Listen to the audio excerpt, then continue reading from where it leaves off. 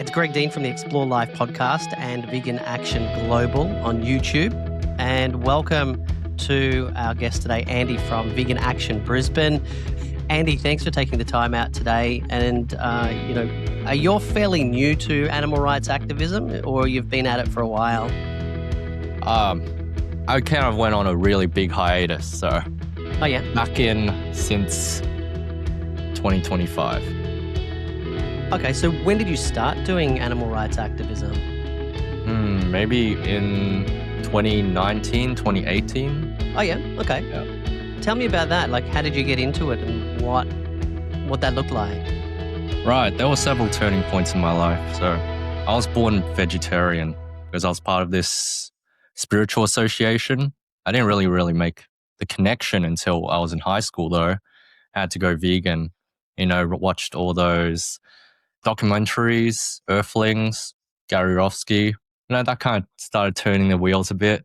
Naturally when you watch that stuff, kind of get a bit angry, the fire lights up a bit. I didn't really know what to do with that energy back then. Fast forward a couple years and I think I'm 18 and did some street activism back when Earthlings experience was around. Mhm. And did, some protests maybe, Animal Liberation Queensland was around then. Then you took a big break. I did some AJP stuff as well. I think Karen May Kelly ran back then for the first time Mhm. for the Senate. And then, took a big break because, kind of felt pointless a bit. But then I'm back, grounded, in 2025. And I'm glad it's starting back up again after COVID.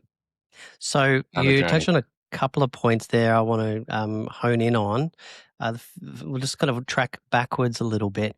So the first point is you said you had a hiatus. Pardon me. You said you had a hiatus because it felt a little bit pointless. Yeah. Can you break that down for me? Just give me what happened there? Why did you think it was useless or hopeless? What did that look like for you, and how did you get to that point? Maybe just a little bit of burnout. I'm not sure. I'm not seeing any great results with street activism. You see the cogwheels turning with a few people, but then on like the macro level, you see a lot of vegan products disappearing from shelves, and more there's the rise of meat consumption. So it's kind of, we're battling the trend, but the trend is your friend and it is not going our way. So it's kind of demotivating to see that. But hey, got to be the change you want to see in the world. Yeah, Sort of thing. it is a little bit like that, but I do get you because everybody burns out. I've had burnout myself. I've had those questions where everybody around me just want to keep at it, telling me, being vegan is, well, it's not healthy, or it's whatever excuse they keep coming up with to justify animal cruelty, even though they inherently will tell me they're against animal cruelty. So you're battling a society of hypocrisy and liars, and you I don't know, I find that sometimes that can get very deflating because you have to overcome lies before you get to the truth each and every time. And that's in each and every person that you meet. So are you against animal cruelty? Yes. So there's your first lie. Because if you really broke it down, they're just against animal cruelty to maybe dogs or cats. That's true. That just that a lot of memories just came back of when I was in uni. I used to get a lot of Christians used to approach me, and we would have that same conversation like 10 times over. Tell me about Because that. that got a bit very tiring. Sure. Tell me about that. I'd like to hear some of those conversations, what that looked like. Yeah, so usually Christians are very friendly. So if you're just chilling out at the Great Court UQ, sitting alone, 1 hour goes by, someone's going to stop by, maybe a group of them. But they're well-meaning folks. They just want to preach the gospel and do what Jesus told them to do. Spread the word and help people get salvation. And then we would eventually, get into the conversation of animal cruelty because, we think about Jesus preaching, love thy neighbor and love your enemies. How far can you extend that love? Can you extend that love to animals? And when we say we love animals, why do we kill them? Can we kill them in an ethical, humane way, in a loving way that Jesus would apparently do so? What would Jesus do in today's age? And why aren't they vegan yet? Something like that. And we just go around in circles and around in circles. Some are well versed in the Bible, and they quote some Bible verses, and you get into the Bible verse quoting battle. But at the end of the day, just try to speak to the heart more. Mm, It's okay. really just down to taste and health. That's what people really battle on. The spiritual side, I don't think they're really standing on ground there, unless there's some pastor. They stand on that one. So to break that down a little bit more, they might come at you with religious angles, but then when you remove that, they start talking about taste pleasure and liking the taste of a meal. Is that what you're saying? Yeah, and the whole sociability aspect of it, because Mhm. Christian people are very social. They often gather around in groups after church as well, do a lot of activities within groups, and there's always meals involved. Mm. So they find it hard to reintegrate socially. Right. So So it's the usual excuse. It's just yeah, the Christian label on top of it. it's fair to say then it wouldn't matter their reason. They could say that they are religious or not religious. They're all going to wilt it down into the same excuses that they all use. So, like I said, you're starting with a lie.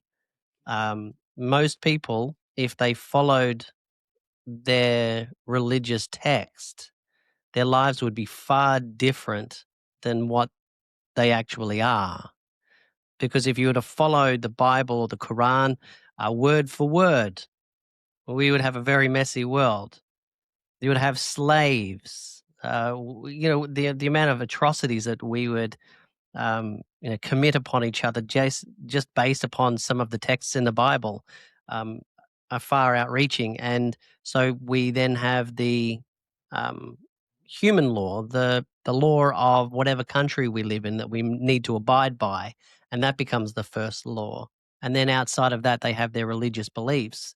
Then on top of that, you have to understand that each religious text has been translated and retranslated from its original text in a language that has been far forgotten, all the way into an English language. And then you split that into multiple factions, whether it be Presbyterian, Catholic, Christian, Protestant, and a range of others.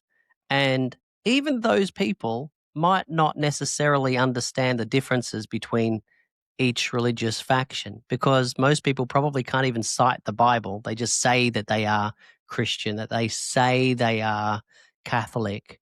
The rest of it comes down again to those excuses of food and the like. That is true. Very well put, Greg. When you were dealing with those people, did you get any cut through? What did you consider to be cut through? To get to the truth. Cut through. That's Like tough. I don't. getting into their head a little bit. Maybe there were some that were previously vegetarian Mm, slash vegan, and it really, I guess, it strikes a nerve with them mhm, because usually they just go back due to either health or the social aspect. mm, So those we can impact. The others, it's actually pretty tough. You only have one interaction with people usually, but if there's repeated interaction there within your social circle, you can see eventually they actually become a bit more open minded. But it mm, takes a long time. So I can't say for sure all those people that I've only had one conversation with how okay. moved they were. And was that in university? And then outside of university, were you conversing with people doing outreach in other groups? I just gave it a bit of a shot. Mm. Yeah. So what I did was that look okay, but I like? was very young back then. I don't think I was as grounded or articulate. I was just a very different person. Uh, it's just experience. That's Yeah. all. Just practicing again and again. And when you don't have other people to rely on, you will just go and explain it in the way you understand it to be. And sometimes that's not the most effective psychological way to explain it. Anonymous for the Voiceless, they've got a very good, well honed way of outreaching. And if you watch some videos of their activists, they generally follow the same script. They'll say, "Do you respect animals?" as one of the first questions that they ask. And then they will say, well, do you think that you can truly respect animals by exploiting them and taking away their autonomy and controlling them and killing them and then eating their bodies? And realistically, they'll all say no. But this is where the uh, the the lies will start falling away, and that's what we have to work upon when we're outreaching people in the public. Our job is really difficult, but it's also very straightforward if we make it straightforward. Um, because we're thinking that we're going to change the world. And the fact is, we're not going to be changing the world. We're changing one person at a time. And if we change one person, well, over time, those people will change 10 people, and then they may change 10 people, and so forth, so on. So we put too much weight on our shoulders, I think, and that's what gives us burnout. I don't know. What are your thoughts on that? That is true. If you have too many expectations on the impact you're going to make in the world, Mhm. you'll eventually be met with a harsher reality. And L- from that, you might not react well to that. It's best maybe have no expectations. Just have fun, connect with people, and yeah. Well, yes, true. Well, and you can make activism fun if you go in with the right mindset. However, it's important to say we're not there to make friends. We're there to make activists. Oh, we're there to make vegans and then make vegan activists. Uh, also kind of wanted to ask you, in terms of your background, you watched the footage that made you go vegan, correct? Yes, but I initially went vegan because it's part of the spiritual association I was part of. It was Okay, later on that I made the ethical connection. so let's talk about feeling on that. Hmm. Let's go back to when you grew up vegetarian. Is that correct? That's right. Okay, and so therefore, what was the general diet? Carbs, so rice, a lot of vegetables, and then some mock meat like Hmm. gluten protein, that sort of thing. Okay, My mom would make some nice dishes, Asian inspired dishes, I love Asian Vietnamese food. dishes. So, I never really had a problem with the taste. Always loved it. Yeah, okay. So then you went vegan. What was taken off the plate when you decide? Well, when you went vegan or plant based? Some of my favorite chips. Yes, because I was a very Chips. big potato chip eater Okay. back in the day. So some Hmm. flavors are off the menu now. I'm Hmm. surprised at how many chip flavors have milk in them. It's Yeah. over 50%. But that was it mostly. And cheese, I was a big cheese guy, even though it was terrible for my lungs and breathing. So eventually weaned off that, and now it smells quite repugnant to me. Mhm. I grew up as in my career, I became a commercial radio announcer. So I worked at some of the larger commercial stations around Australia. When I first started out in radio, I was consuming dairy. Growing up, consuming dairy like milk, cheese, anything like milk on the cereal. I always had asthma. I always had Mhm. congestion. I caught every cold, and yet it tells me that I'm under the guidance of adults who were supposed to know better, but didn't stop me eating dairy. They didn't say, "Hey, maybe we should change Greg from dairy to something else." They didn't even experiment with that, and so I went through my entire teen years with asthma and congestion, and just consuming and not knowing any better, and that's just the way it was. I had some understanding in the background of animals and farming, and I knew something bad happened, but whenever I would ask questions, I wouldn't get any answers. So I knew better not to ask those questions because I knew the reactions that I would get. And then when I went deep into commercial, radio announcing, I went off dairy and all of my asthma problems went away. So, in a way, I actually feel like there's a form of neglection or a neglect from the people who were responsible for me growing up, the teachers, in a way, parents who also may be uneducated. But at the end of the day, we are responsible when we grow up for ourselves and our children. So we should know better. Um, when you went vegan, though, was that a mindset shift, such as, oh, I'm just not consuming these products anymore? Or it was, holy crap, what we've done to animals is monstrous? Yeah, at first it was more about, oh, I gotta let these products go. But then when I made the ethical shift after seeing what we do to animals, that's when, yeah, I had that reaction. Oh my God, I can't believe we do this to animals, like billions, millions, billions of them every day, every year, goes on every second around the world. But I find it strange that when you were asking questions as you were growing up, that people they didn't have any answers for you. It Mm. was Well, an open and secret. yeah. Tell me about your feeling about going vegan. Me, I was kind of a reluctant vegan at Mhm, first because it was the spiritual side, and perhaps I didn't make my own choice there since I was just brought up in it. We follow, we just follow in our parents' footsteps.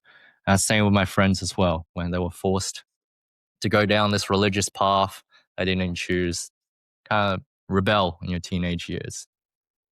mhm. But then when you make that shift, for yourself internally, that's when the real change happens, like lasting change, and you get some real conviction behind your words and what you do, and nothing can really sway you. Explain that to me. I wanna understand your mindset because this is really important in how we connect with others when we do Right. outreach. Yeah. Well, growing up, I watched a lot of Power Rangers. I love anime, Pokemon, Shonen Jump, Naruto, all those little kid shows. Oh, adult shows too. I still watch them as an adult. But a common theme, like a core theme in what those shows is that the strong protect the weak and we shouldn't hurt the weak. So I already thought that all along growing up. I just didn't realize that we hurt and abuse the weak every single day based on what we choose to put on our plate. So that really keeps me going. And that really resonates with me. I think it resonates with some other folks too that had a similar upbringing and watched those shows growing up. So I try to like make that connection when, I'm approaching, a guy who kind of looks my age, kind of looks like we're into the same things. Then, we connect on that common theme. And then he understands where I'm coming from because we have that commonality and Mhm. that's strong. Is that something you thought of later, or was that something that you thought of as you were being vegan? When you're doing analogies, I've done analogies in the past as to, hey, being vegan is like this, or saving animals or not committing harm on animals is like this. And I thought them in retrospect, where I would do analogies. I'm wondering, did you consider those things? Hey, this is like this anime, or is this something you kind of thought of over time? I just felt like, made the connection after the ethics thing because I felt like I was, what's that word where we do one thing that's in contradiction with our values? So it's hypocritical nature. It's in Something like that. contradiction. There's like a disconnect. Forgot Mm, the word, but then it finally got connected and there was mhm, the ethics connection because that theme had been running throughout my life, the strong protect the weak and all that. And then I wasn't really living in congruence with that before mm, being vegan. And then when it finally shifted, then I finally made the connection. And then along the way, you know, you kind of find the same people. mhm. Okay. So what you've given me is um, I guess the logical story behind it. And Hmm. what I want to know is the emotion behind that.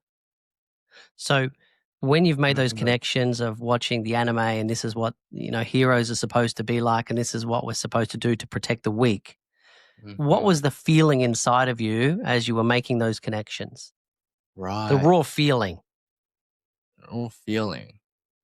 what one point I felt really disgusted with myself, like disappointed in myself. I didn't live up to those values. Mhm. And then, yeah, I just sunk in that feeling. Okay, And I got a bit angry, like, go on. why does this happen? Why does this happen every day? That's crazy. Like, would I ever kick a dog? Would I ever, would I ever abuse this chicken? Would I ever kill this chicken? Mhm, Really not. I meet people who would. I'm like, would you? Who say they would, but would you really? Would you really? Like all that mhm. blood. Like it's tough to watch for anyone. Even for me watching the footage on the screens, that's real tough. It's kind of like vicarious trauma kind of thing. Okay, so was there guilt attached to those feelings? Yeah, guilt and anger. Well, I've never eaten meat on purpose, so less No. guilt on that part, but Yes. guilt on the dairy cow stuff. Yeah. Mhm. Feel guilty, Because like, am I responsible? Hmm. How are my actions contributing to this? Because that was the missing point. I mhm. didn't understand how the cows felt or stuff. Well, you weren't meant to know Yeah. because it was all kept from you. Mhm. And so when you realize that in order for a cow to give birth, she first needs to be impregnated and then give birth. And then when she has a boy, they take the boy away and they shoot him in the head. But there's a few steps missing inside of that logical process. And that is the emotional trauma by each victim. So if you were to look at the bull and Mm. all his life, I mean, we're talking about a massive bull here that could bowl everybody over. So, in order to control that bull, you need to first terrify that bull. You need to make them know that you are stronger than them. Can you imagine what it takes for an elephant to be scared of a little human? What they must do to that little elephant from childhood. And that's what they do to the bull. And so they make the bull compliant by abusing the bull. And if you look through the eyes of the bull, every time you see a human, you are terrified. Imagine that you are subjugated. So you're that person stuck in a prison in a country you don't understand the language. And they are subjugating you and hitting you if you don't comply. And you're dealing with a bunch of them. And so you just do whatever you believe they're telling you to do because you're just afraid of dying. You're afraid of getting hit. You're afraid of being kicked. And that's what a bull goes through. And so the first connection to empathy is to see through the eyes and break it down and see through the eyes of the victim and see what would that actually be like? And then you look through the eyes of the cow. Again, same subjugation, same trauma, same kicking, beating. Those cows are absolutely strong. And you have to, train them from birth that they need to be scared of you. I've seen it in, factory farms, how scared of 100 cows are of one man or one woman who are walking around with a stick. And then, of course, once you make her pregnant, then she gets these feelings, these instinctual feelings that she's got a life growing inside of her. And childbirth would have to be one of the most painful things a person can experience. So I'm not a woman. I wouldn't know what that's like. I certainly haven't given birth, but I've seen enough of it to see, in humans that we get an instinctual connection to our child. And we see the same thing with animals. I've seen dogs give birth to their puppies and they're licking them and caring for them. It's an instinct. And so that instinctual feeling of your child being taken away from you is horrendous. It's a horrible feeling. I can feel it, and I'm only feeling probably 5% of it, just by imagining it. And then the third victim is the boy calf, a young boy, and you have to imagine yourself as a human. Imagine you being taken away, and you're a young boy, and you're just looking for your mum and she's just taken from you and you're taken to some place and then they send you through and you start looking ahead and you're seeing everybody ahead of you getting their throats slit and your mum's not around, you can't scream out, you can't ask people for help. There's nobody there, and you're just forced to die. And that is the final process, except for what ends up on the shelf is the milk, right? And that's something that all of us connect to. And it's a deep feeling of guilt that I believe that vegans and a lot of vegan animal rights activists have. It does stem from a feeling of guilt because we should have known better, we should have been better. And, we're now at a point where we do take that, journey where we see, some of our, the people that we looked up to, whether it be in movies or, animations, they're doing the right thing and protecting the weaker. And that's what we should have done. And we never did. And now we've got the chance to do it. Right. That was really powerful, Greg. The analogies and your storytelling actually put me in the eyes of the animal, like their POV, how they would be feeling, how their life looks like day to day. So I think that is very powerful, and it does trigger something more emotional. Whereas, yes, a lot of conversations I have and some of the other activists can get into that logical realm where we're just battling on words. But in the emotional landscape, that's where the powerful shift, I think, happens and that connection happens. There was a YouTube short by a female activist in New York. Her name's Jamie, and she was with her mobile phone, and her and another activist walked up to a woman. And I'm just paraphrasing, so I'm not going to get this correct in any way, shape, or form. But during the conversation, they asked her, "Are you against animal cruelty?" She said yes. They recorded the conversation, and they said, "Hey, I want you to talk to your future self, and I just want you to tell her what you want the world to look like for animals, if you're against animal cruelty." And so the woman was saying, "Please rescue the animals. Please do the right thing. Animals are with us on the planet, not for us. We have to share the planet with them. We should all be kind to animals." And then they stopped the recording. And then they went back to her and they said, "So are you vegan?" And she said, "No." "And do you consume meat, dairy, and eggs?" And she went, "Yes." And they asked her all the reasons why, she wouldn't go vegan. And now this woman, she started coming up with all the reasons why she couldn't go vegan, all the reasons that we've discussed, the diet, the taste. And so they said, "Would you like to somebody to tell you what they would really want you to do that you respect, and a person you would listen to?" And she said, "Sure." And they just played her voice message back to her. "Please save the animals, be kind to them." So they were using her voice against her. And it was a deep message of something she already knew inherently, but her logical choices were about the taste, um, inability to change for whatever reason, social norms. But underneath, she knew the truth, and she knew what was right. Right, that's powerful. Be able to dig out that message from someone's, I guess, Yeah. subconscious mind, bring it Just, back, yeah, bring it just from right yourself. in front of them. So if you then, Andy, were to do some outreach and you confronted yourself, Oh, that's tough. I'm a right? tough cookie. That'd Now we're be not. almost Yeah. impossible. Like me, that's not a vegan. Yeah. I think it's impossible. S- Apathy. You'll get app Yeah. and you just pass. Let it go. So then we have to consider, imagine where each and every person that we approach hasn't gone through what we've gone through yet. And I Mhm, term the word yet mhm. because they will if we hit the mark. Right. Create that turning point in their life. Mm, yeah. Mhm.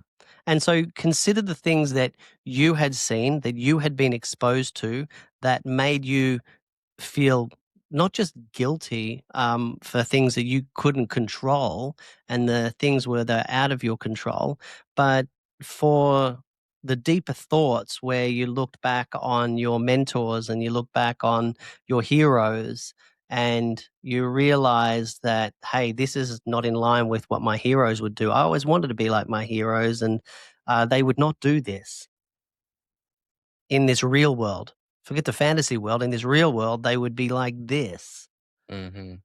and and it stood true. So you have to try and imagine you're approaching a person, and you want them to start feeling those feelings and walk away, not just ending the conversation and just letting it go, just another vegan, but something that you say sticks in their mind and they just can't let it go, Mm-hmm. and it gnaws on them. And then they look at some footage, and you're already maybe 10, 20% of the way there. You've sparked their journey, their interest, and their connection. And so suddenly they just start seeing more and more of it, and they just can't ignore it. Your conversation may not be the one that makes them go vegan, but if you leave them with a deeper impression, then of course you impacted them in a way that they can't forget. Yes, that's so true. And that's why it's so important for us to get out there. Yeah. Who knows? We could be that start of someone's journey. I'll give you one story that happened to me as a teenager, and it still sticks in my head today. A few people know this story, and it just, even today, it still gives me some guilt when I think about it. And I'll also tell you how it affected my actions in the future. So I'm about 15 years old, and I'm walking through Melbourne City on a weekend with some friends, and we're going to go to the movies. And we're walking up, I think it was Flinders Street, and there happened to be a busker, this woman who was doing portraits, and she was doing these murals, amazing murals. And I was just a dumb teenager. Now, I inherently knew that she was good, all right? But I was with my friends, and I was just egging my friends along. And I put something like a 2-cent piece in, I had a 2-cent piece, and I put it in uh, her guitar case. And I joked to my friends, I just gave her 2 cents. And she turns around to me and she says, so genuinely, thank you. Oh, to this day, I still feel guilty because she was so thankful for, somebody recognizing while I was the one who was, being a bit of an ass, basically. And I still feel guilty about it. And so going forward in time, whenever I see a busker, um, I'll give them some money. If I see a teen busker out there, I certainly will give them, $5, $10. And it just affects me so much that I'll make that change. But I also know that even just one word like thank you, will affect somebody for their entire life and change their entire behavior. So imagine if you could have that conversation with somebody that affects them so much that maybe they don't go vegan, but something you say sticks in their head and they can't let it go. Yes, that's true. That is Yeah. powerful. So If where do you take the activism from here? And I wanted just to see, potentially, if you're okay with it, I want you to treat me like I'm a standard person on the street. I'm not going to be, some, um, you know, troll that's just trying to make your life difficult. Um, right. I'm just going to be a standard person that you approach. I've got standard levels of empathy. I'm a standard hypocrite. Yeah. I'm going to be against animal cruelty, of course. Mm-hmm. But hey, I'm just going to go through what you take me through. So you take me through what you take me through. Just Sounds just great. approach me on the street. I'll just want to kind of hear it, and you probably get a lot of it correct, but I just want to see where it's at to see if it's aligned with what I know to be effective, activism, and if there's a way that we can amp it up. Sounds great. Yeah. Self-correct me whenever I go astray. Well, I won't. I'll just go unhindered, Okay. and I won't say anything. I'll just go with the flow with whatever you tell me. All right. All Sounds right. great. So I'm coming up to you. You're on this. Yep. I'm silent. I'm just looking at the TVs a little bit. Yep. Go for Oh, it. let's go. Hey, what do you think about what you're seeing on the screen? How do you feel Uh, about it? yeah, it's not good. Yeah, it's not good. Oh, why do you feel it's not good? Are you against animal cruelty? Yeah, I'm against animal cruelty. Yeah, this stuff's horrible. Oh, yeah. Well, no, what's shown on the screen is just footage captured in Australian farms. This happens every day. In fact, this arrangement in this factory shed is actually called free range farming. So all those chickens crammed into those spaces is just standard practice. Is that what Mm. you were expecting?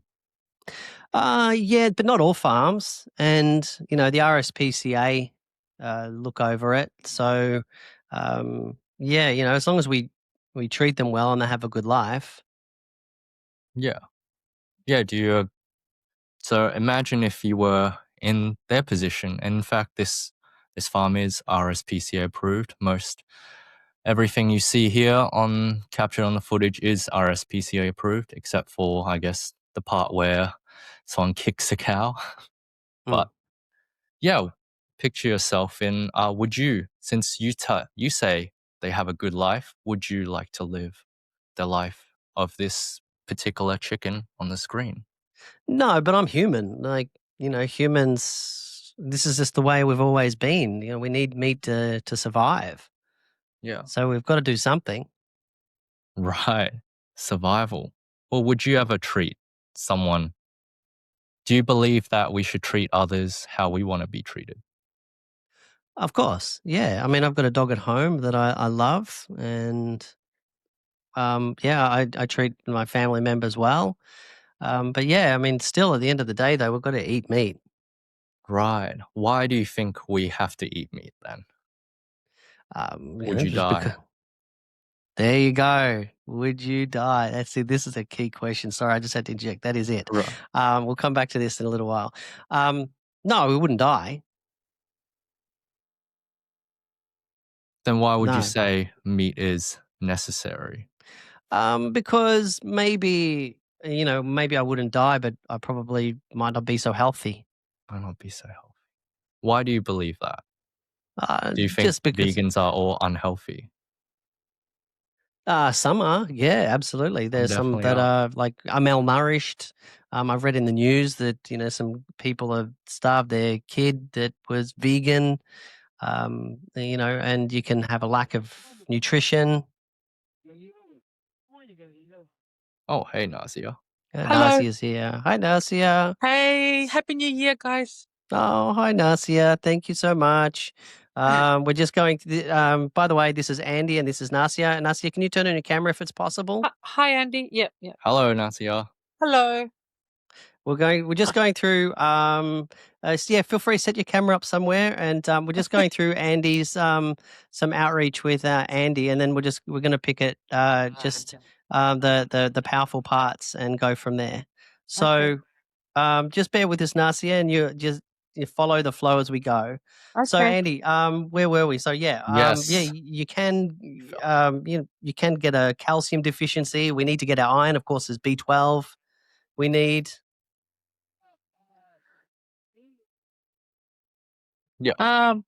So sorry, Uh, Nasia, I'm just letting Andy explain it. So do it. Just sorry. have a listen in, and we'll go from there. So yeah, Andy, take it away. Yeah, yeah. We're at B12. Yes, of course. Yes. I think any diet can be unhealthy or healthy.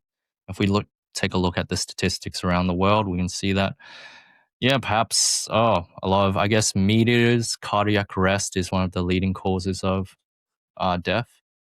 So any diet can be I guess unhealthy, but getting back to the point of how we treat animals, like given if let's just say if a vegan diet was perfectly healthy and we didn't have to kill animals, we didn't have to eat animals to survive. Is this something you see yourself doing? Well, yeah, I guess so. But I mean, I like the taste of chicken. I love a chicken burger. I love beef. I love steak. Yeah, it's it's great going to a barbecue. My friends eat meat, so yeah, I just love the taste. That's true. You touched on taste and the social aspect, all true. Let's take a look back on the screen, and I want to ask you if our taste justifies, well, makes something morally right. Does that give us the right to kill animals? Does it give us the right to treat them how we're treating them on this screen? Well, we are human, and God said we can do, what we want, and that animals are there on the planet for us. So, yeah, in a way. Yeah, right. I guess I assume you're a fellow Christian. Well, yeah, I mean, I grew up a bit Yes. Christian, um, You love but Jesus. yeah, I don't really go to church. I Yeah, I get just what you know mean. that that's what the Bible Yeah. tells us. Yeah, I guess there's a commandment. Yeah, the first one, thou shalt not kill. And I guess you're referring to God giving us dominion over the animals. And does dominion, should we really subjugate them, or should we really care for them as a good shepherd does? And Mm, do you think that if, yeah, you're a man of God, tell me if, how would Jesus kill? mm. Well, just as compassionately as possible, as humanely as possible, he would probably. Yeah, is there a humane way, do you think, describe a humane way to kill a chicken for Oh, me? Imagine if you raised this chicken by yourself, since, I think you're a kind person. Imagine you hatched this chicken from egg, and you raised the little guy up, you gave him a name, maybe Bobby, same name as your dog. You Mm, raised it up. It's gone fat. It's slaughter age. It's around mm. 7 weeks old now. You know, what are you going to do? Tell me, Greg. well, I probably wouldn't kill a chicken that I had named, but I'm also not killing the animals.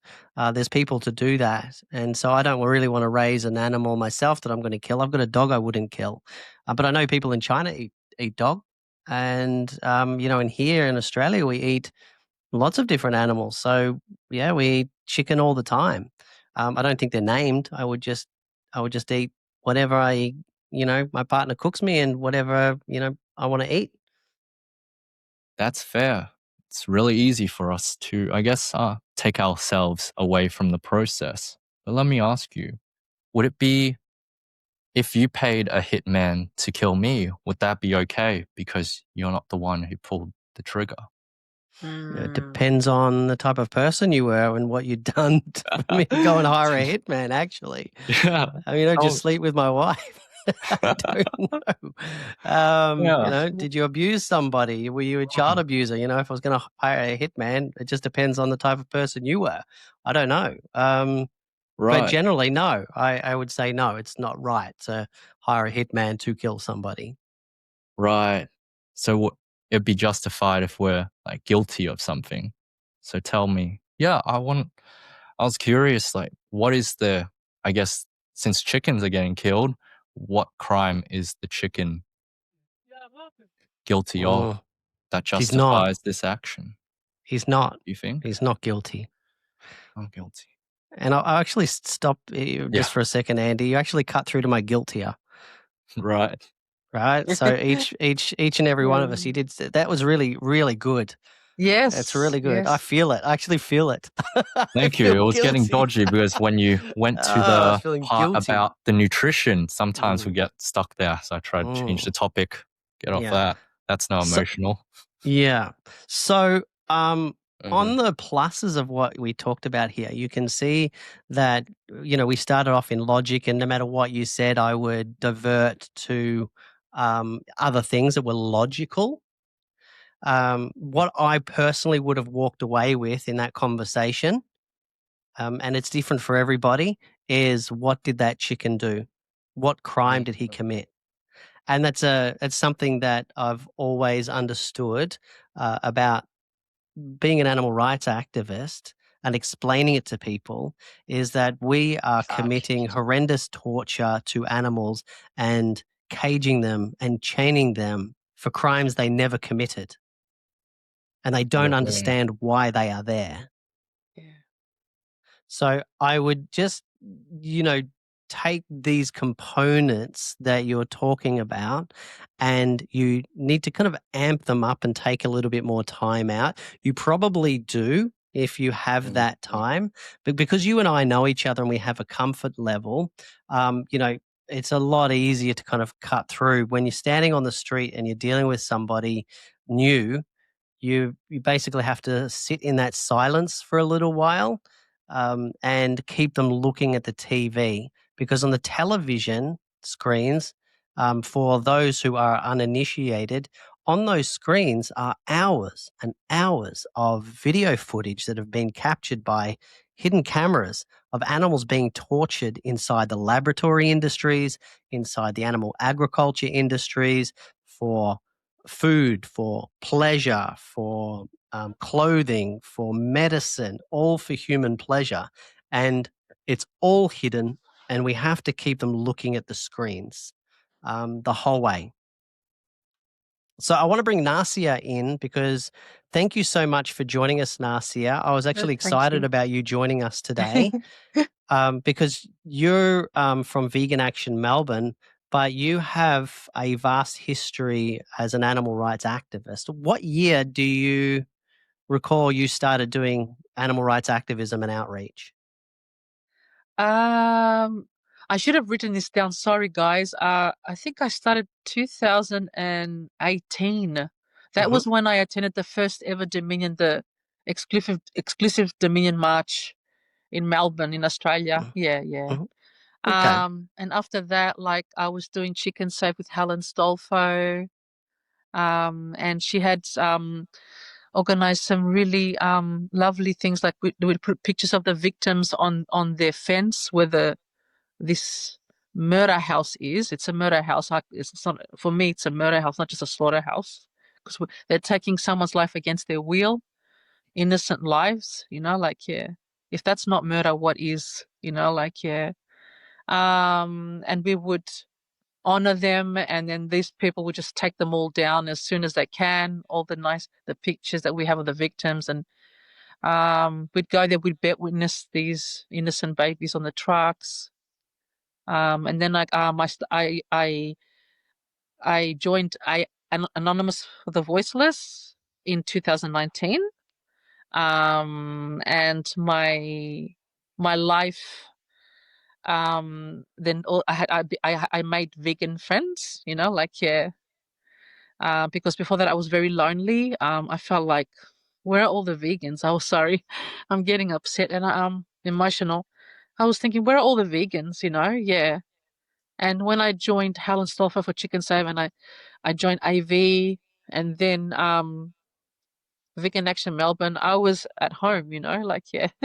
Yeah. And I did whatever I could. I'm still struggling with outreach. I still am. I'm not a confident person, and I just speak from my heart. But sometimes I really I give myself a hard time, because, like, Nasia, you could have done better than that, Yeah.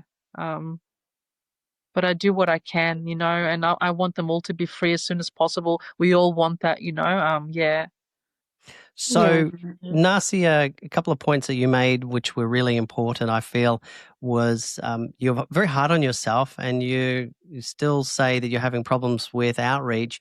But for Yeah. anybody who has seen your outreach on the Vegan Action Global channel, that's one of the best outreaches I think that I've ever seen. Oh. And you might not think so, but you were talking on an emotional level followed by logic, because Yeah. you kept everybody looking at the screen. And that's something that we all need to do more.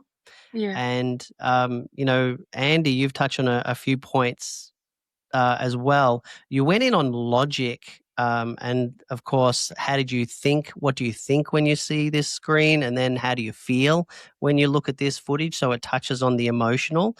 And then slowly we bring them to the emotional status, but we've got to dig deep. That's where we're at. And Nasi, Yeah. you always dig deep emotionally to get them to connect. You don't let them go until you get that last overall reason, and that is that they just don't care. Because you Yeah. can't cure not caring.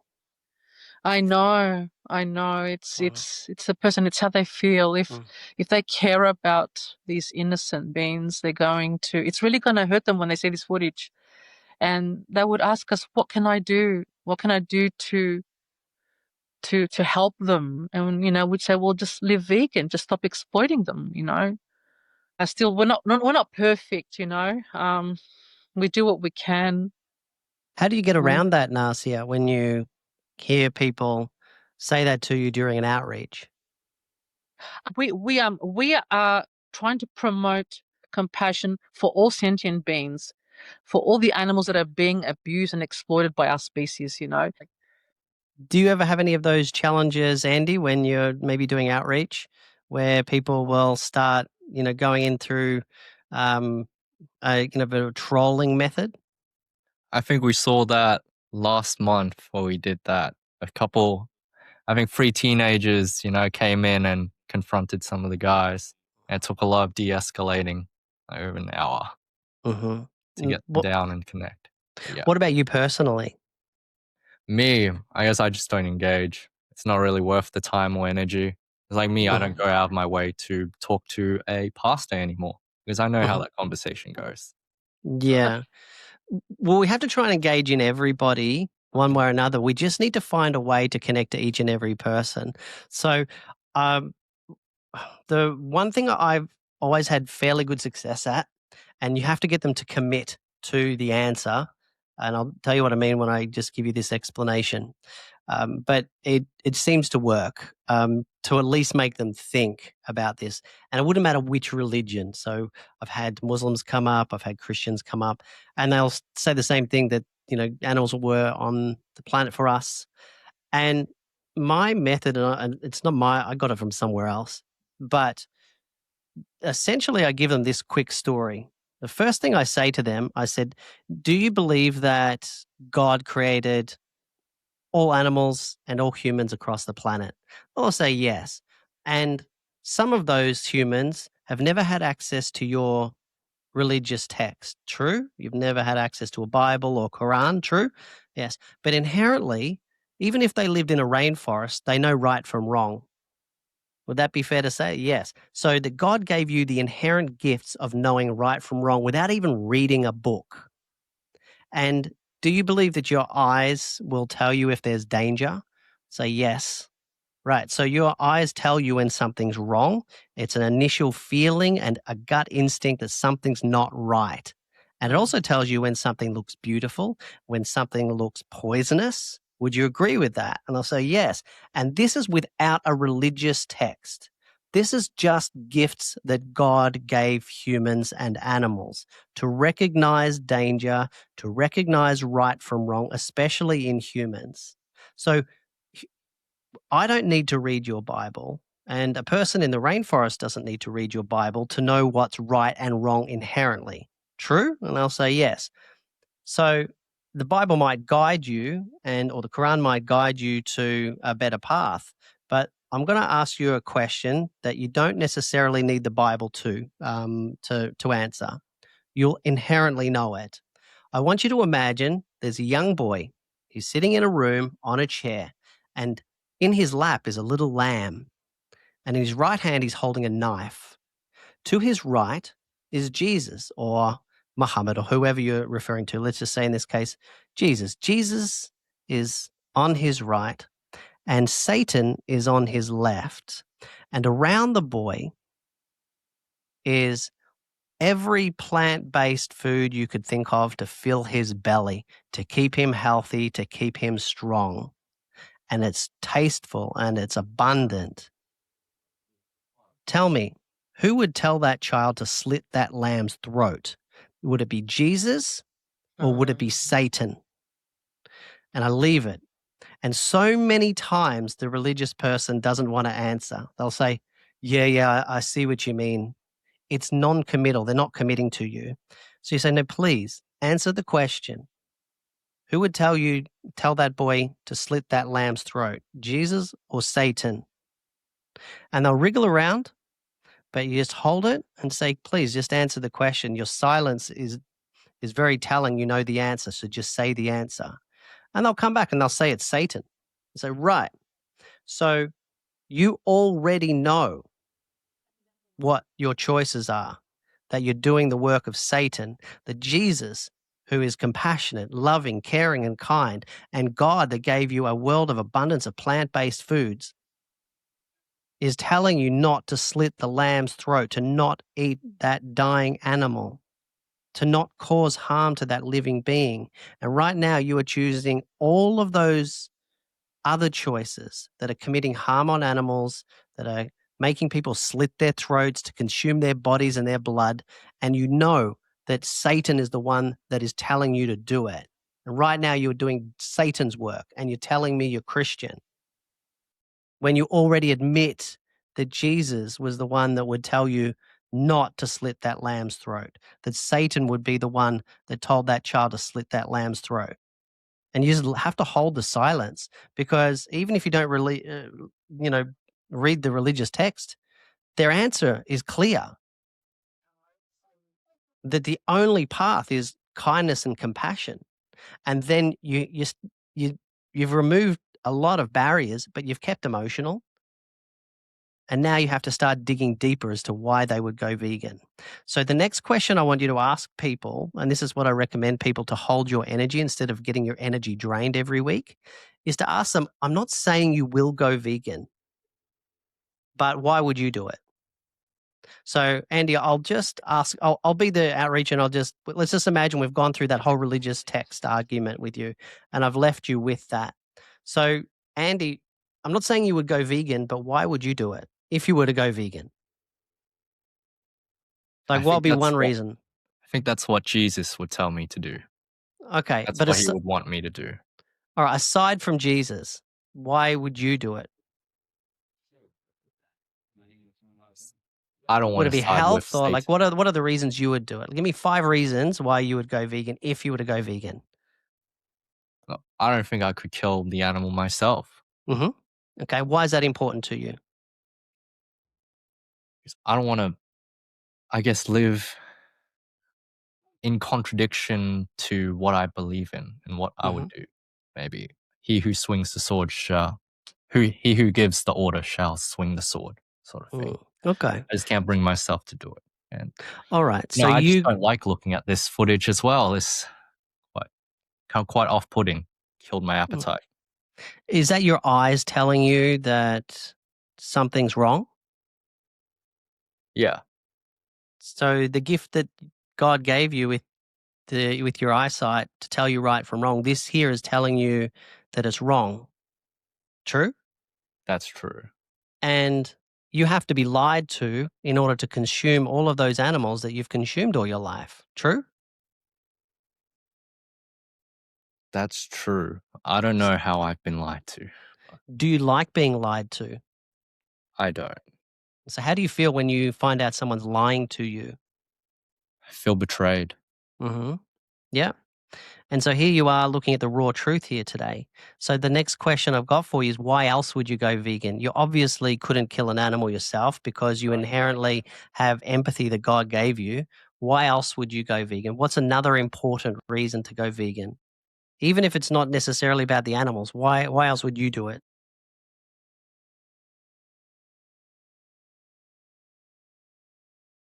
Because when I look at this, I just lose my appetite. I don't think I can eat it anymore.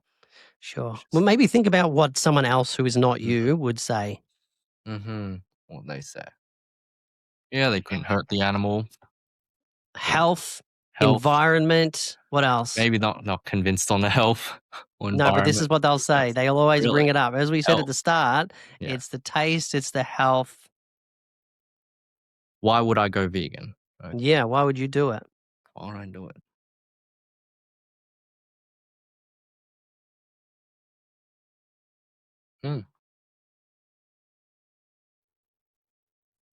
To save the environment. God gave us, create the trees, animals, and humans. We got to take care of our planet. There's no planet B. Something along those lines.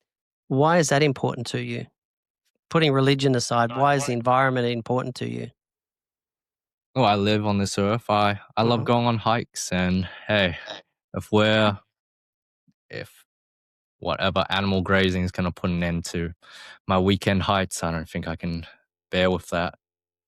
So, if I get you, what you're saying correctly is that the environment is important to you because you live on the planet and you want to enjoy nature and what nature offers.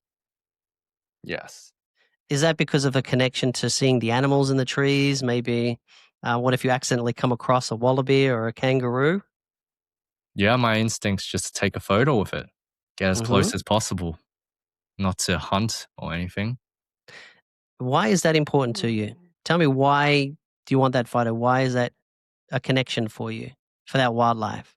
I guess they're harmless. I guess all the animals, they just bring love to you. They don't have any ill will towards you unless you Hmm. come across a bear, perhaps. You scare the bear, but they're True. just And here to give us love. okay, so and it feels beautiful to see nature. When you It see an does. animal you can connect with, and everybody wants the possum to come up and feed from them. Like, oh my God, there's possums feeding me. Oh my God, there's kangaroos Mm, coming up to me.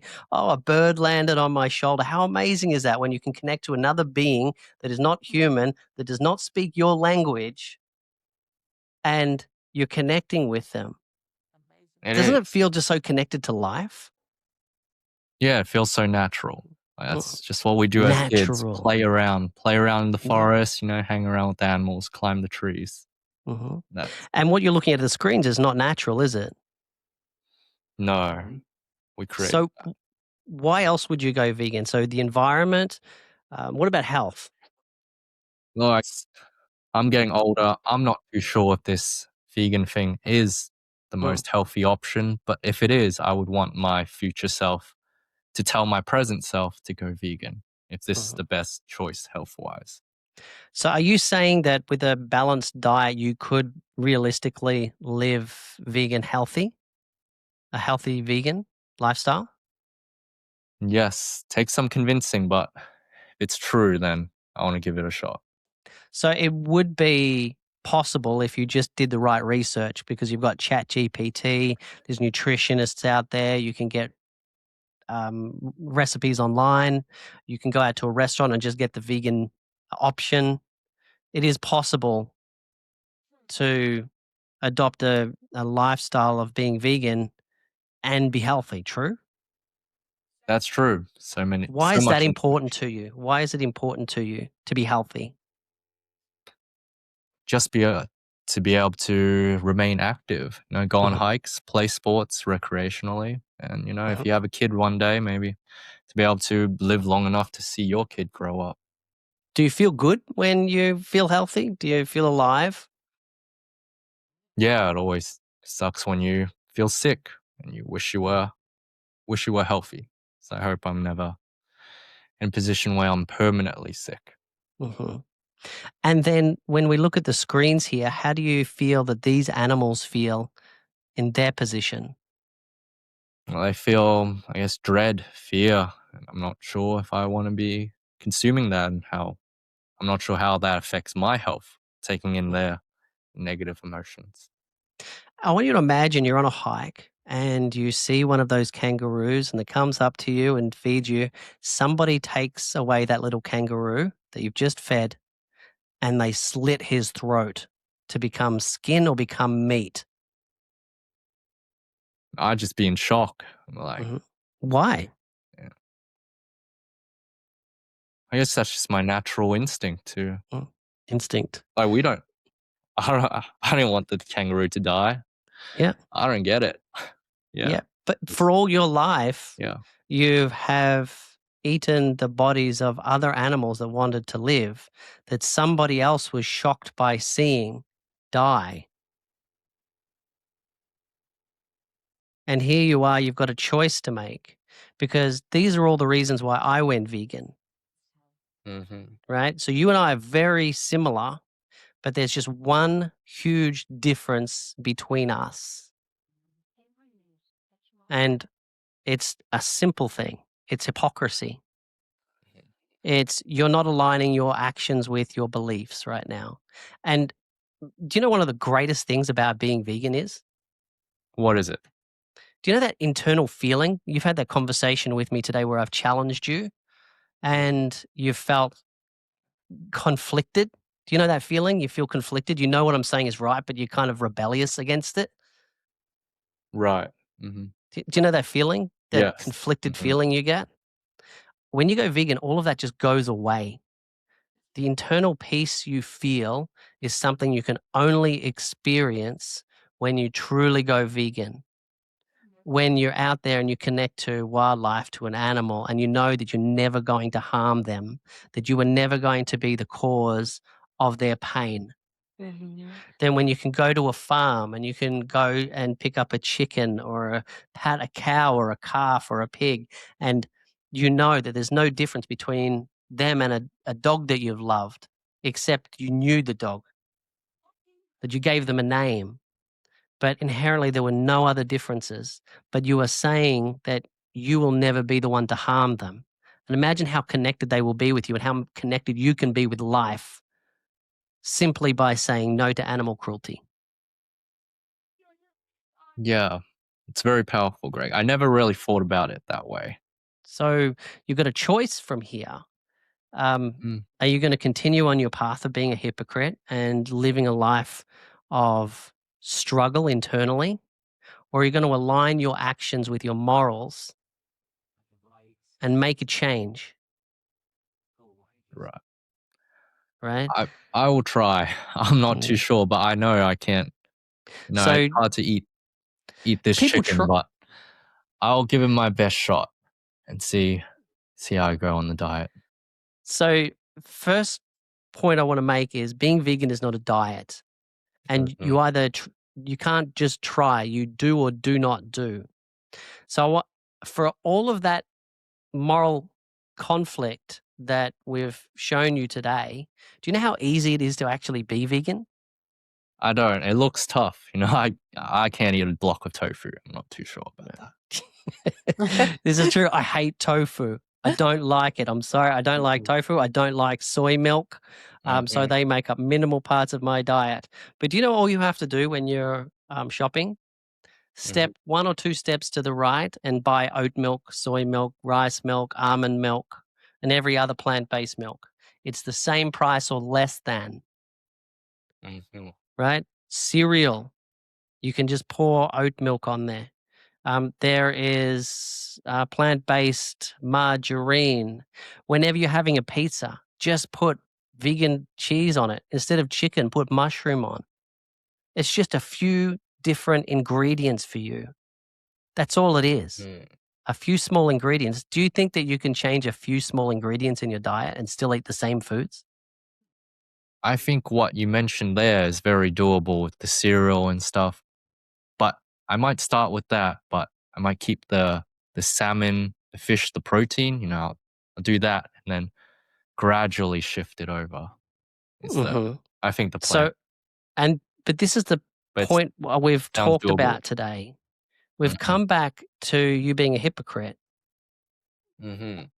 because you said at the start that God and Jesus would tell that child not to slit that lamb's throat. They've got all the plant-based foods to feed them. And right now, as you said, that's what Satan would do. And now you're telling me you're just going to still eat those same animals. And you're going to tell me you're a Christian. That does sound strange. I think you're telling me, Greg, to throw everything in my fridge out and let's do a shopping trip right now. You could. It's pretty easy. It is actually very easy to be vegan. But I guess I've left you with enough. I don't expect you to go vegan today. I would. There is no reason not to. Until you change, you're going to have that hypocrisy and you're going to have that internal conflict. I might not ever see you again. You and I may never meet again. So I don't know what you're going to do from here. And you have to live with those consequences. Right. So are you going to be vegan today or are you going to stay a hypocrite? There's no choices there. Well, there is. You can stay a hypocrite or be vegan. Which one are you going to choose? I got to try being a vegan. There's no try. It's Greg. You either do or don't do. Yes. Do or do not. Mhm. So what's it to be? Gonna shake my hand today Yeah. and be I'll give it a vegan? crack. I'll give it There's a no crack. giving it a crack. That's all I can There's guarantee. well, there is Give no. it I my best can't look. try. Well, that's as best as I can leave you with today, because if you're not going to change, then all these animals are going to suffer for you, and you have to live with those consequences, and you have to live your life knowing that you're not getting the most out of it. Mhm. That's true. Well, So one internally, last yes. one last chance. Will I see a new vegan today, or am I just going to leave you with your hypocrisy? All right. I am vegan for the next 12 hours at the very least. I'm changed right now. All right, I'll shake your hand right now, Yes. and then let's see Thank how you, we Greg. go. All right, and That's powerful. thank you. Look, one of the things that you're going to find is it's a little bit tough, because Mhm. when I went vegan, I started trying to tell everybody that I was going vegan, and then because everybody knew who I was, they didn't take me seriously. And one of the things that I would highly recommend is you just don't tell anybody that you're going vegan. And when you're at a restaurant with your friends and you're ordering the vegan option, just let them order what they're going to order and you order what you're going to order. And if they say, "Oh, you're eating the vegan option," just say, "I'm just ordering this." And for whatever reason, whether it's your health or you're just trying something different, or, a friend told you to try this food, just try it and let them eat whatever they want to eat. And then say to them, "Well, you can try my food if you want. You eat what you want to eat, I'll eat what I want to eat." One of the biggest challenges you're going to have is when you start telling people you're going vegan. So right now, all you have to do is make those changes yourself. Don't try and change the world around you. Just make a few changes in your diet, watch the footage, take this card, and you're going to see some documentaries on here. You can come back here and we can help you and coach you. We're always here for you if you need any help, if you need any guidance. But this is the better path, as you've said yourself. And clearly it means something to you. Yes, it does. I will go stealth mode. Stealth mode. Go stealth mode. Don't tell anybody about it. Thank you so much for coming today. I think Mhm. it's an amazing choice that you've made. Thank you for being out here.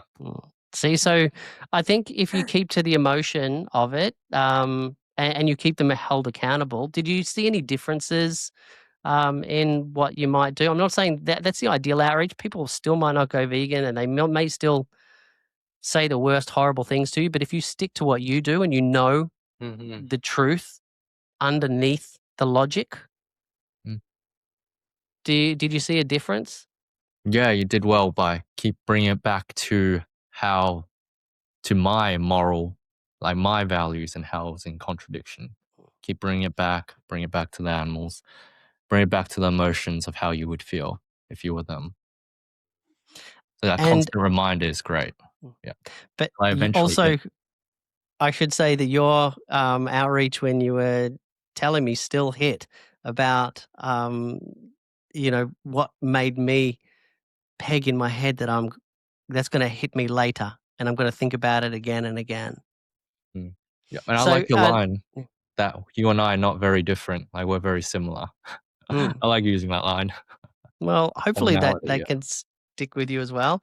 And so, Nasia, tell me about some of your experiences in Melbourne. Andy's never visited Melbourne before, Yep. and Yeah. so we want to see what the vegan activist scene is like in Melbourne. I find like in the beginning, Andy, like in Melbourne, we had a lot of trolls, but now I think people are seeing footage somewhere on social media, and I feel like this world is shifting. It's going very, very slow when it comes to the victims, but I can see that because when people come past, it's like they don't give us trouble. They don't bully us as much as before. And they've seen things somewhere, and they know that we're right. And our group is very I appreciate it so much. Vegan Action Melbourne is such a powerful group of individuals who are so dedicated every week. turning up on Saturday from, let's say, 12:30 to 5 and giving it their all, talking with people. Like for me, I get nervous because we don't know these people. They're strangers, you know. And this is what was in the beginning, this is what made me scared, is that I'm talking to a total stranger and I don't know what they're going to do when I talk to them about that they're hurting the animals, that they're doing the worst things to these animals, you know? Yeah. Like, yeah, I had an experience here in Preston after, because I live in Thornbury, and I said to this woman, you are practically cutting someone's throat. You are stabbing them in the throat when you eat their flesh, when you have their milk and their eggs, you know. And she came up to me and she was so threatening. She came right close to me and I'm like, I didn't say anything. I didn't show that I was scared. I just said, can you please just step back a little because you're going too close to me? And she's just yelling in my face. And yeah, but it's I think it's going better now. I don't know. I just feel something good is happening. Even with all the negativity, it's changing, you know? Yeah. And I love working with you guys. I mean, I appreciate everything you all do. Yeah. Andy, it's really good. This group is a really awesome group.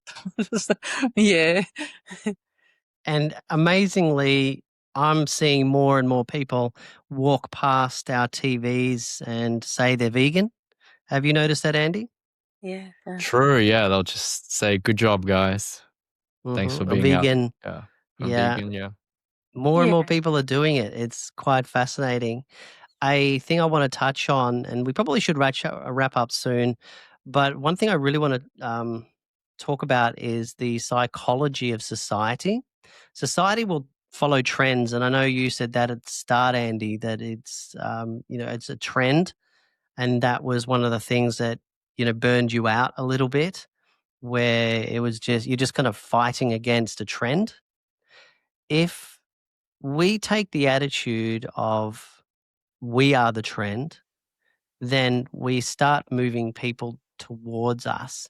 If we hold our energy high and hold people to higher accountability, then they're going to respect us more. People will look up to people and change. It's much like you said at the start, Andy, when you were looking up at your heroes and your mentors, and you said these people wouldn't do those things, and it made you change.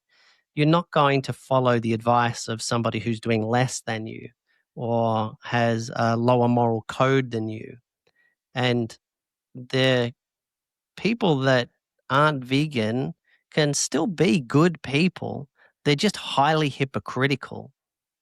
Even people like the Dalai Lama can be a hypocrite because he's eaten meat. I've seen Buddhists say that they eat meat, and then when you give them the question as to why, they're they're living in hypocrisy, and you see it. They fumble, and that's where you see weakness.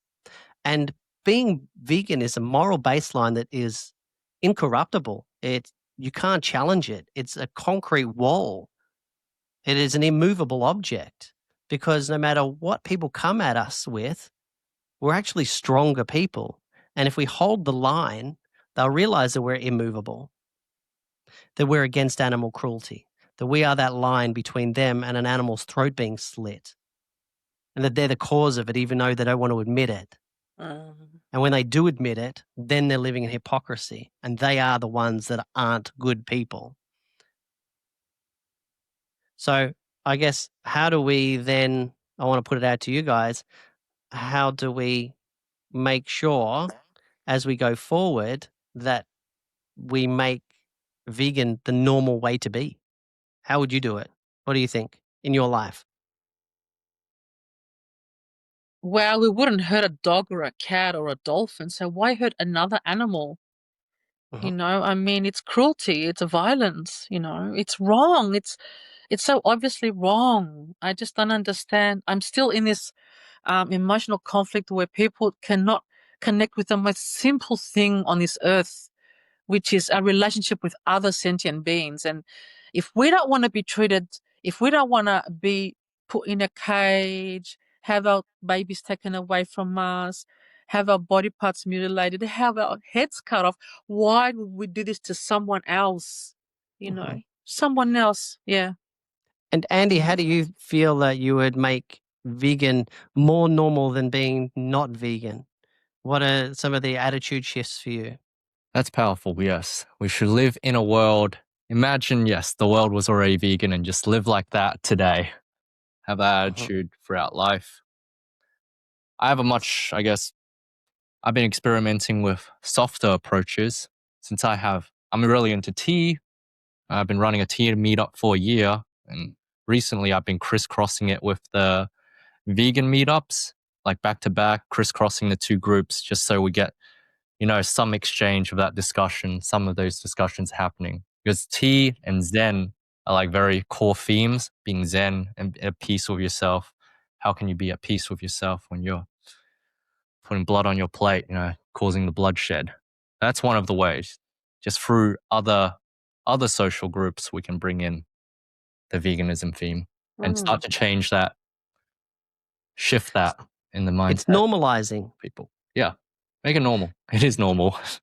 And once people start seeing the hypocrisy and you point that out to them, you just say, isn't that weird?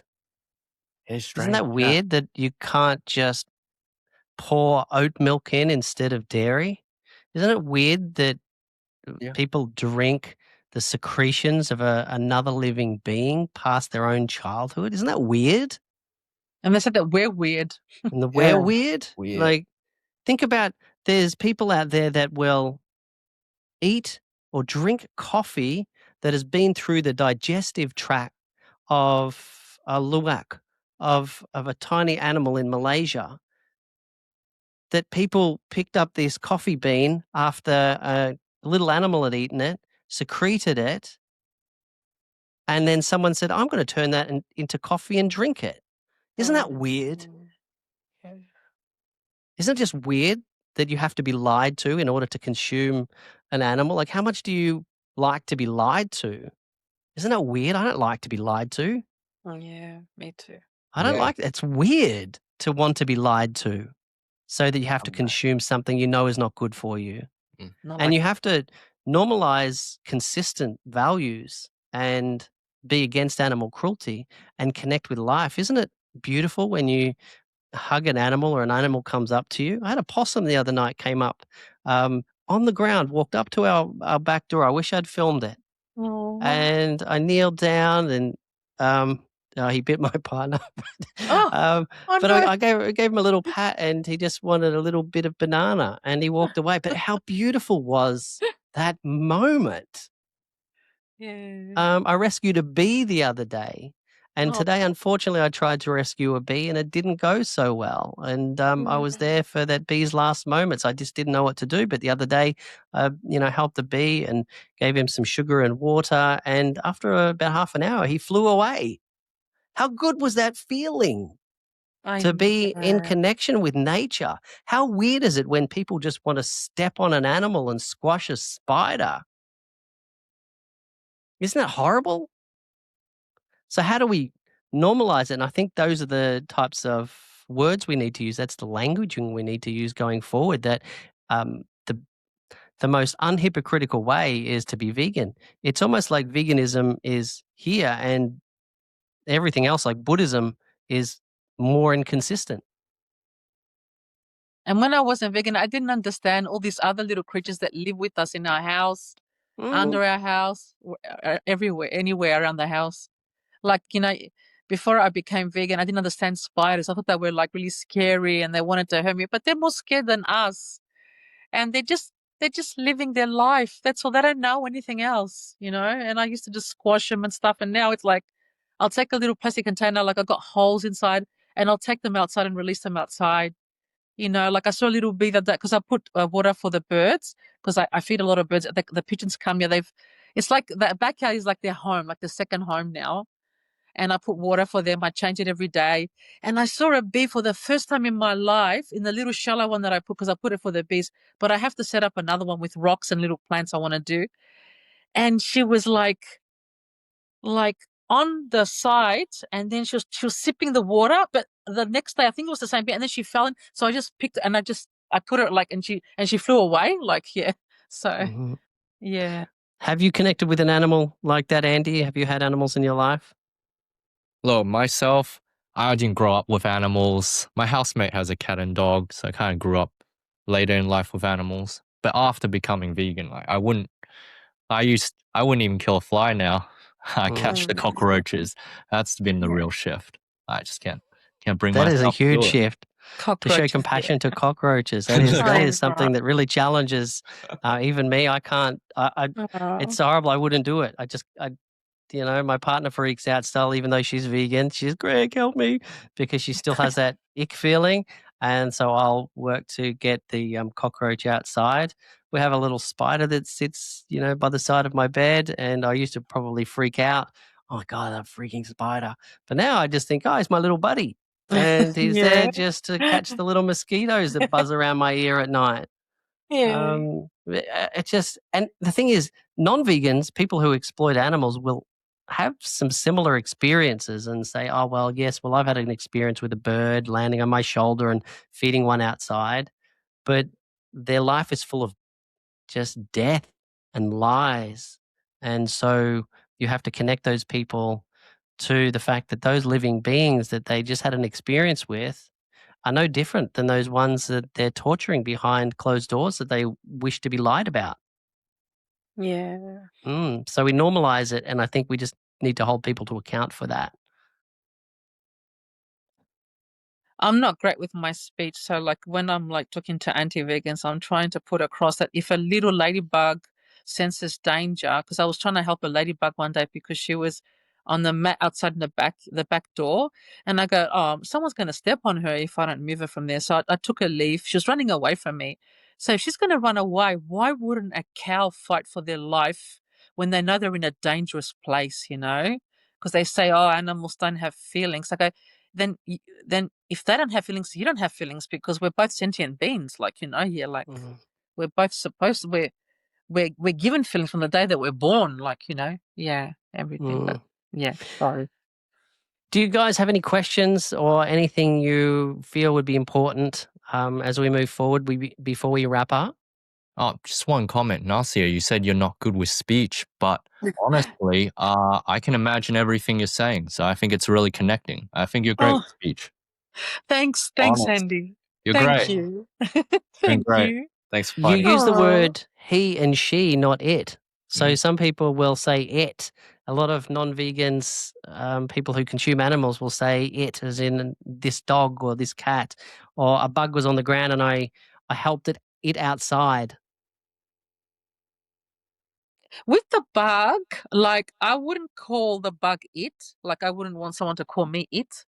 But you don't know if they're female or male. So sometimes even a vegan will say it because they don't know, is it a boy or a girl? But when we're talking about like a cow or a bull or a chicken or a rooster, we know how to approach them as individuals, like with their sex, he, her, him, her, yeah. Mm.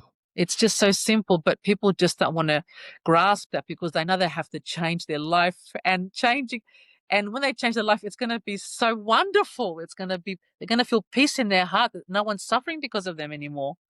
They're going to change good things, yeah, in a good way.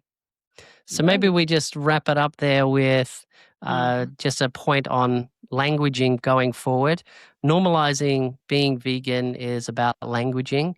It's about turning away from using objective language to um, um, giving their sentience meaning by referring to them as he or she, him or her, his life, her life, Yeah. and personalizing each component. And then when we do outreach to people, we have to connect them as the victim, connecting them to the victim, and making sure that we challenge their own stated morals and values. And then you have to leave them challenged. Don't feel don't feel the need to shake their hand at the end if they don't commit to you.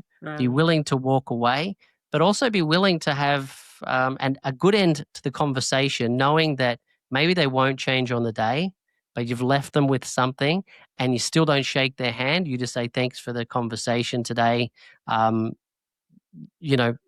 until you change, then these victims are dying for you. And then you just walk away from that. Leave them with the truth. Don't shake their hand. Know that you've left them with something powerful. And people don't change on the day. They will generally change after they've thought about everything that you've said.